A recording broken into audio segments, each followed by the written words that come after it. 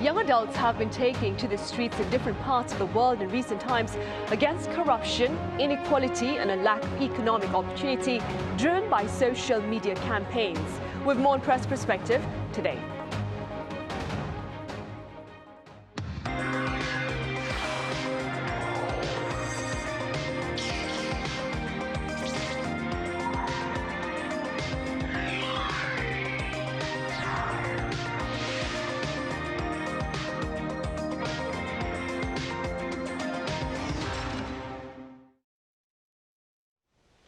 Hello and welcome to Press Perspective for this Tuesday, December 9th here in Seoul. I'm Min Sunhee.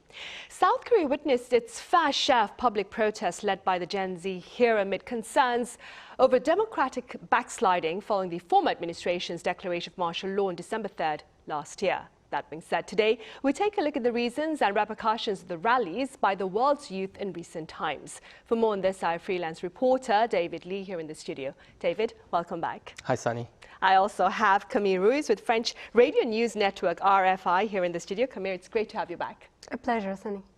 Right, David, we'll start with you. Let's begin by touching upon the Gen Z movement currently underway over in Mexico, and also with regard to the one back in Madagascar, I believe, that toppled the government there. Right, so back in November, thousands started to protest across Mexico, and especially this protest reached its peak in its resentment against violent crimes and the current government with the death of Carlos Manzo. He was the mayor of Uruapan. And this started 2 consecutive days of protests in Mexico City.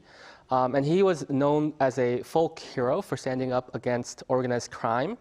And the suspect who's in connection with his murder, he's known to have links to a powerful cartel in the country. And so just generally talking, the people, they don't think that the current president, Claudia Sheinbaum, her government, even if she has done some good things with the economy of the country, they don't think that her government has done enough to halt the violence connected with the cartels within the country. So consequently, a mass community on social media identified as the Generation Z Mexico formed, and they were made up of youth who say they are nonpartisan. And similarly in Madagascar, across the ocean in Africa, young people started to protest in September against water and power cuts. And they even called for a complete overhaul of the political system. So you can see kind of how serious the situation was. And you can, if I tell you some of the statistics of the country, you can kind of guess why they were so angry. The GDP per capita was just $545, making them the 5th poorest country in the world. Only 5% of the population have a formal work salary. And they're ranked 140 out of 180 countries in the Transparency International's Corruption Perceptions Index. And their protest received a boost in October when an elite military unit came to support the protesters in the streets. And this led to the president, Andry Rajoelina, fleeing the country. The military took control of the government, so there was a coup, and lawmakers eventually impeached the president. So, like I said, similar to the case in Mexico that we talked about earlier, the Gen Z Madagascar also formed, so a similar group formed in Madagascar, mostly on Facebook and Instagram. And they really coordinated through this application called Discord, which is kind of like Zoom for young people. And it really makes sense because the country of Madagascar, currently more than half of the population is under the age of 20. And this movement really picked up in the country because a lot of these young activists, they picked up protest tips from the Nepali Gen Z Discord. As you might know, there was, in September, there was this widely covered protest movement in Nepal as well. So yeah, just this year, starting from maybe the summer, going more towards September, these youth-led movements have really been picking up, and it's kind of been a cycle, each one kind of picking up from one another. Right, and also this past September, Camille, protesters took to the streets in France when Prime Minister Sébastien Lecornu was entering office. Do tell us a bit about that incident. I think in France and in other European countries, people are tired of not being heard. And what happened in France is that, again, the president, Emmanuel Macron, appointed one of his strongest supports as prime minister. But there were elections, actually. Usually France has a tradition which the prime minister has to come from the party which has the most votes in those elections, and it was not the case. The presidential party didn't win this election. Of course, people are angry if even in a country that is known for its democracy, the head of the states and the government and its minister don't respect those values. When it comes to appoint a prime minister and when it comes to other things such as police violence against protesters and many more. On another level, French politicians have been condemned by the Justice for Corruption. It's not about just people beliefs or people opinion. Corruption is also recognized by the justice system. So, for instance, the ex-president Nicolas Sarkozy was recently sentenced to 5 years in prison. He was found guilty of criminal conspiracy in a case involving millions of euros in illicit funds from the late Libyan leader Muammar Gaddafi. As for the rest of Europe, this was a very large question, but for the rest of Europe, there have been mass protests against widespread corruptions also. In Bulgaria, at the beginning of the month, for instance, where the Gen Z is also organizing through social media and sharing information on how to stay safe while protesting. And they want the government to step down, and it's also the case in Serbia and in other countries as well. Right, so corruption appears to be one of the reasons behind the rallies led by Gen Z here in South Korea late last year. It was democratic backsliding, as I mentioned at the start. What more can you tell us about the reasons behind these rallies led by Gen Z? Yeah, but just, you know, going off of what you just said is, I'll just name a few countries that had these Gen Z, so-called Gen Z protests. Indonesia, Nepal, the Philippines, Bangladesh, Kenya, Mexico. All of these countries are below the global average in terms of the corruption index. If you look at Bangladesh and Mexico, they're among the most corrupt countries, you know, according to the index. So all of these countries have a history of living through decades, centuries of systematic corruption, coups. So consequently, a big part is that economic inequality is a big part of the collective rage and resentment towards the people in power, the people who are, I guess, so-called elite, the elite class. So, for example, in Madagascar, people were outraged earlier this year when they, on social media, they saw images of President Rojolina's son, who graduated from a Swiss hotel school, costing approximately 150,000 euros per year. And mind you, 2/3 of Madagascar's population lives on less than $2 a day. So yes, they were very furious. In the Philippines, more recently, the government spent nearly $10 billion to tackle the country's hardships with annual floods, also known as the flood projects. But just last month, President Ferdinand Marcos Jr. acknowledged that the funds were riddled with embezzlement and corruption. And consequently, hundreds of Filipinos still die as a consequence of these annual floods every year.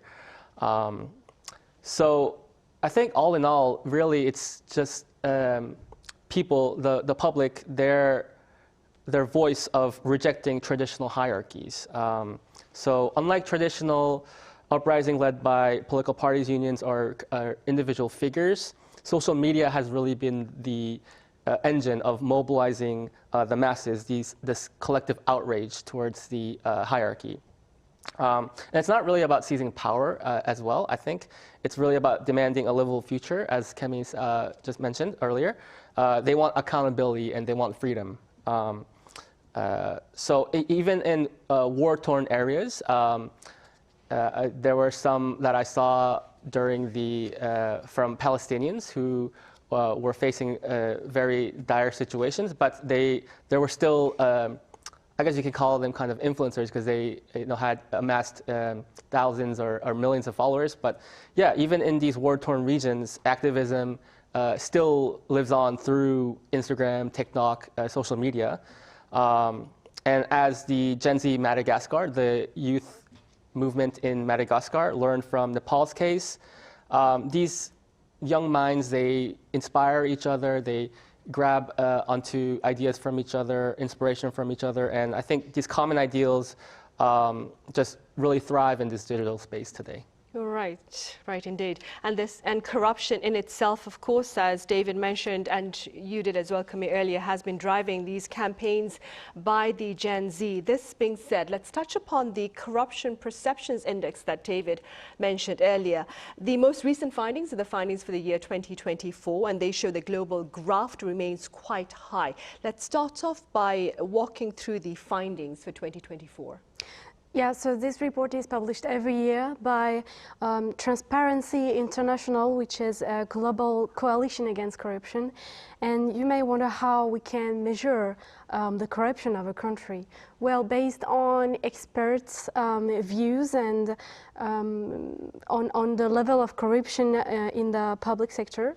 And now in 2024, in the 2024 reports show that more than 2/3 of the countries scored below 50 out of 100.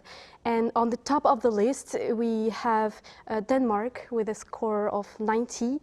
And South Korea, since 2017, ranks higher or maintains its rank almost every year. And last year, South Korea ranked 30th out of 180 countries. So to give you an idea, if we compare with other countries in the region, Japan is 20th, and China is very low on the ranking in 76th place. But still, South Korea is above some European countries like Portugal, Spain, Italy, and even France. And I just want to add that the coalition which conducted this ranking notes in the report that corruption may have links with climate-related actions. So my colleague David earlier told us about floods, about this kind of climate disaster. And for instance, environmental defenders are at for higher risk of violence, intimidation, and even murder in countries with high corruption levels. And the reports say that in Asia Pacific in general, I quote, the region most prone to natural disasters, governments are still not delivering on anti-corruption pledges. Right, unfortunately then.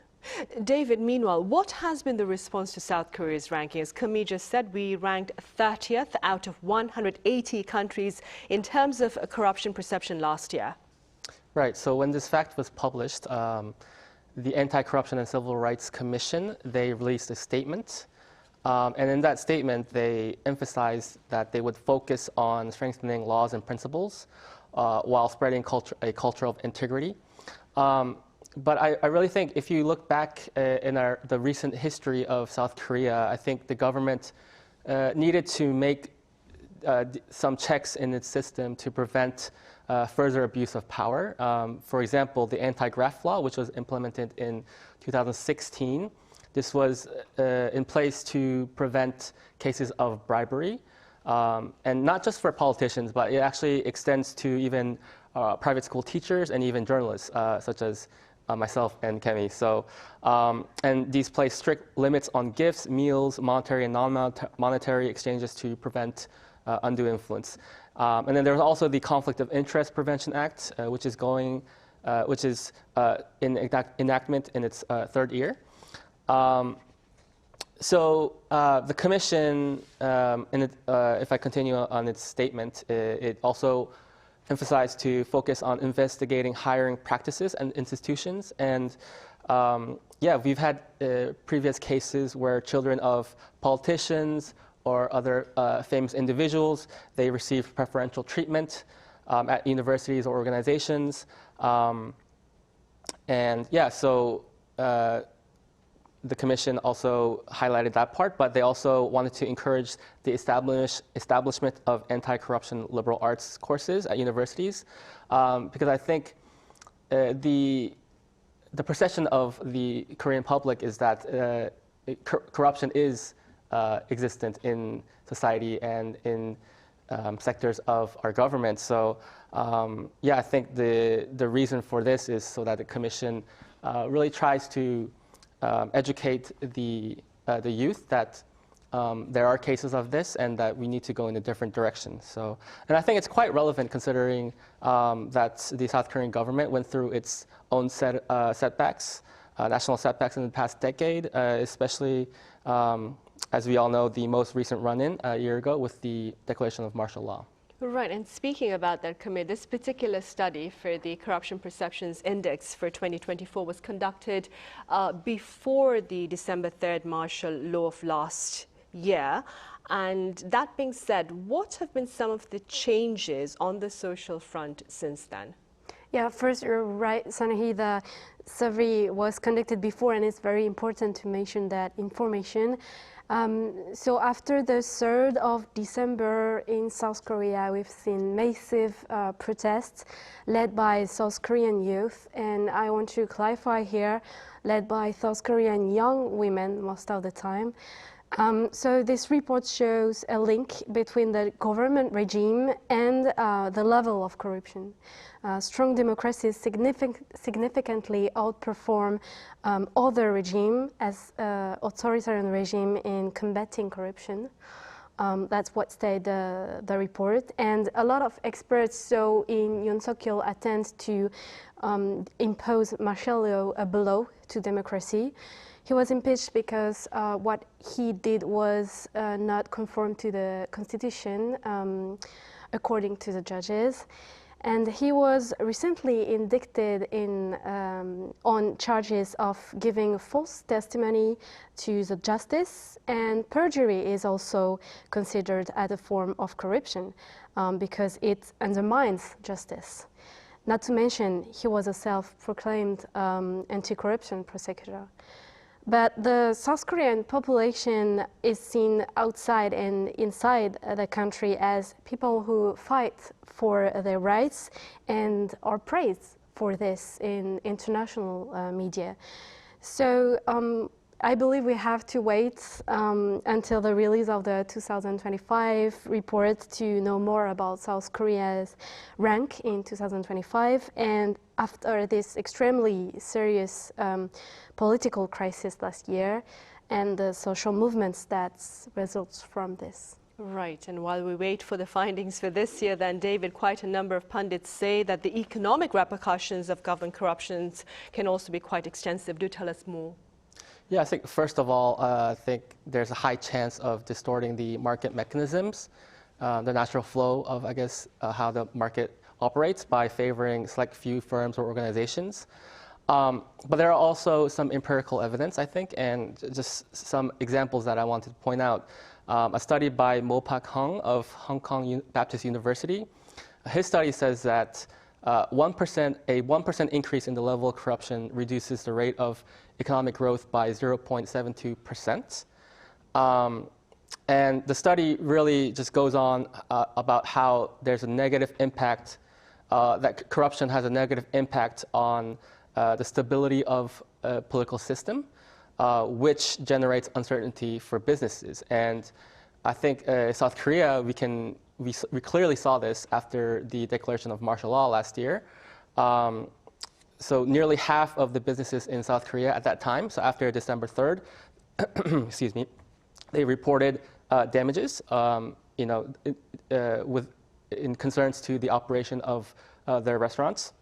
And it's because usually South Koreans are known to gather around in December for year-end gatherings. But at that time, in December, there were many of these group reservations were canceled, and people who didn't even make the reservations were not thinking about that. They were too busy protesting in the streets or just worried at home. Tourism, which was heading towards record levels last year, also took a sharp hit due to the declaration of martial law. And significantly, the stock market plunged. The foreign exchange was facing uncertainty, and consequently, the Korean won also dipped quite considerably. So, and just lastly, another study from Germany finds that countries with high corruption receive less foreign direct investment and experience higher inflation. And this obviously leads to reduction in the growth of a country's economy. So I think it's just looking at these facts, I think it's pretty clear that there's a close connection between corruption and economic instability. You're right, indeed. The costs of corruption are quite high then. Finally, Camille, with regard to the rampant rallies by the Gen Z, what do you suppose should be some of our major takeaways this year? I'm going to start with a very basic answer and solution, a very consensual answer, I may say. But still, a lot of governments don't get it. So, yeah, I would say no violence against the population. There were plenty of cases where repression was used as a tool to control people. But still, Gen Z stands for their rights and risk sometimes their own life to do it. They are determined. They are able to be organized and have an impact on their environment with social media and digital tools, usually used for other purpose. And sometimes I still can hear people saying, complaining about youth and how they are lazy or jaded. But it's not true. Their accomplishments around the world and their will to work and be active in society are documented. And it is up to the government and to the society to support them as much as possible. They want basic rights, as David earlier said, to be able to study, work, and be healthy in a great environment. But with corrupted elites and politicians, it's barely possible. The less corrupted countries are also the happiest. Look at Finland or Denmark, for example. So I think governments around the world have to listen to their voices, or they will be asked to step down if they go beyond limits. It implies respecting democracy and equality, and setting up climate-related actions to preserve nature, and implementing reforms in education, infrastructures, and healthcare. Right, indeed. So peaceful protests for productive social change should be respected then. Right. All right, Camille, as always, thank you very much for your time and your thoughts today. Thank you, Sunny. And David, thank you so much for your insights. Thank you. Right, on that note, we end this edition of Press Perspective. We return same time tomorrow, so do join us then, and thank you for now.